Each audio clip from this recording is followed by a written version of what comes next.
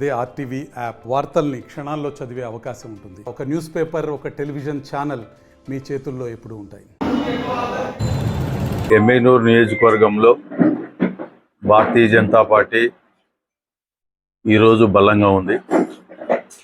ఇక్కడ ఉన్నటువంటి భారతీయ జనతా పార్టీ కార్యకర్తలు, నాయకులు గత 10 సంవత్సరాల నుంచి పార్టీ కోసం నిరంతరంగా పనిచేస్తూ వాళ్ళ స్థాయికి, పార్టీ బలోపేతానికి అందరూ సహకరించినారు. అదేవిధంగా ఈరోజు భారతీయ జనతా పార్టీ రాష్ట్ర అధ్యక్షురాలు శ్రీమతి దగ్గుబాటి పురంధరేశ్వరి ఆదేశాల మేరకు ప్రతి ఒక్క బూత్ కమిటీలని కానీ వేసి పూర్తి సమ్మేళన వరకు మేము పూర్తి రెడీ చేసి ఉంచినాము. అదేవిధంగా ఇప్పుడు భారతీయ జనతా పార్టీ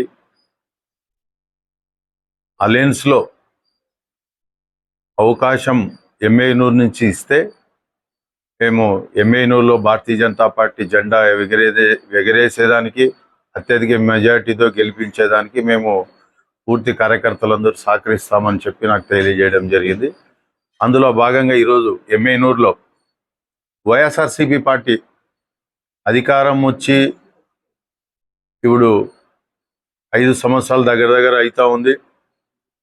ఇప్పటి వరకు వాళ్ళు ఎమ్మెనూరులో డెవలప్మెంట్ ఏం చేసినారనేది ఇక్కడ ఉన్నటువంటి ప్రజానికానికి అంతా తెలుసు.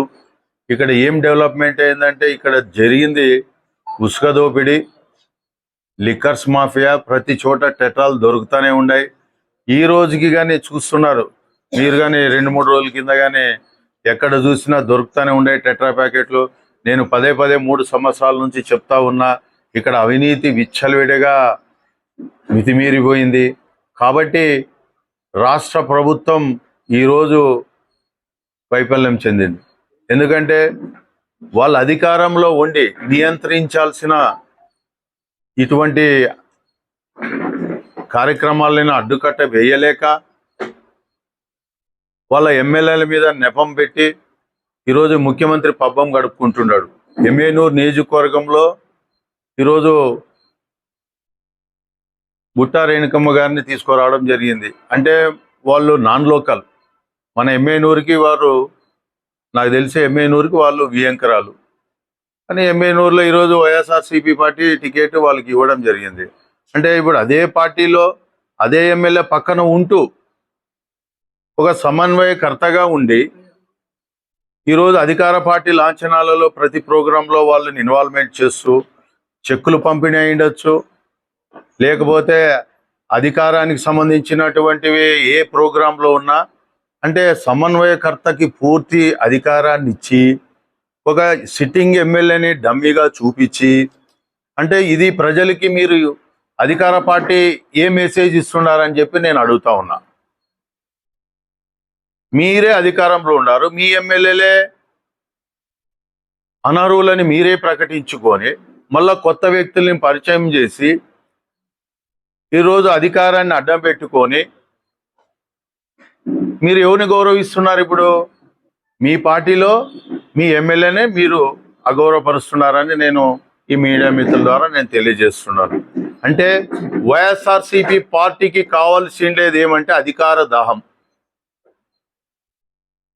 14th ఫైనాన్స్, 15th ఫైనాన్స్ నుంచి వచ్చిన నిధులు ఏ గ్రామీణ ప్రాంతాల్లో ఏ సర్పంచులు కానీ ఈరోజు ఒక్క పని వాళ్ళు చెప్పి ఎలక్షన్లలో వాళ్ళు చెప్పినటువంటి మాటని వాళ్ళ గ్రామీణ ప్రాంతాల్లో చెల్లుబాటు చేసుకోలేక ఎంపీటీసీలు, జెడ్పీటీసీలు, ఎమ్మెనూరు మున్సిపాలిటీలో సంబంధించిన కౌన్సిలర్లతో సహా ఏ ఒక్కరు కానీ వాళ్ళు చెప్పిన మాట వాళ్ళ వార్డుల్లో కానీ వాళ్ళ గ్రామ పంచాయతీలలో కానీ వాళ్ళు చేసుకోలేకపోతున్నారు. ఎందుకంటే 14th ఫైనాన్స్, 15th ఫైనాన్స్ నుంచి వచ్చిన డబ్బులు అకౌంట్లో పడుతున్నాయి, పొద్దునకంతా రిటర్న్ పోతా ఉన్నాయి. కాబట్టి ఇది ఎవరి వైఫల్యము? ముఖ్యమంత్రి వైఫల్యం. జగన్మోహన్ రెడ్డి గారు నేను బటన్ నొక్కుతున్నాను డబ్బులు మీకు వస్తున్నాయని చెప్తున్నాడు. ఈ అప్పు ఎవరిది? ఇది ఏం నీ సొంత డబ్బులు ఇస్తున్నావా? ఈరోజు రాష్ట్రానికి సంబంధించినటువంటి డబ్బుల్ని నీ ఇష్టం వచ్చినట్ల నువ్వు అందరికీ పథకాల పేరుతోన నవరత్నాల రూపంలో నువ్వు ప్రజలకు ఇస్తూ పోతూ ఆ అప్పు ఎవరు కడతారు? ప్రజలు మేమే కదా కట్టాల్సింది.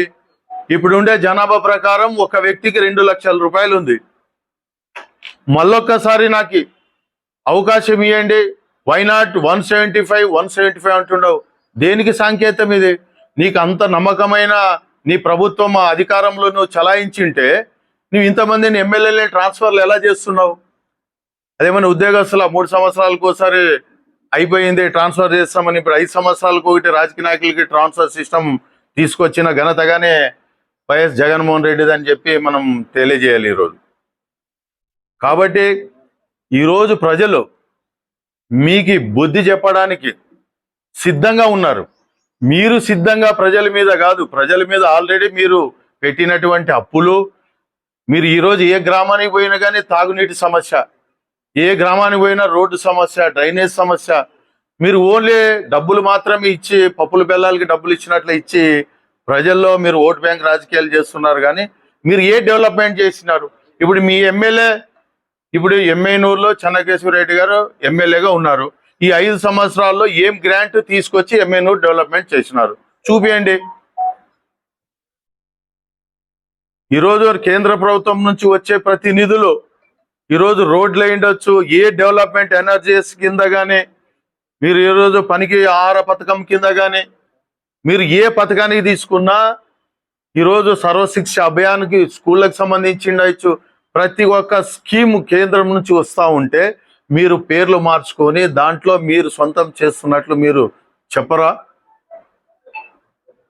అంతేకాకుండా గ్రామీణ ప్రజలు ఈరోజు కరువుతో అల్లాడిపోతున్నారు. పంటలకి గిట్టుబాటు రేటు లేదు. మీరు ఈరోజు రాష్ట్ర ప్రభుత్వం నుంచి మరిన్ని వీడియోస్ కోసం ఛానల్ ని సబ్స్క్రైబ్ చేయండి. లేటెస్ట్ అప్డేట్స్ కోసం వాట్సాప్ ఛానల్ ని ఫాలో చేయండి. అండ్ లింక్ డిస్క్రిప్షన్ లో ఉంది.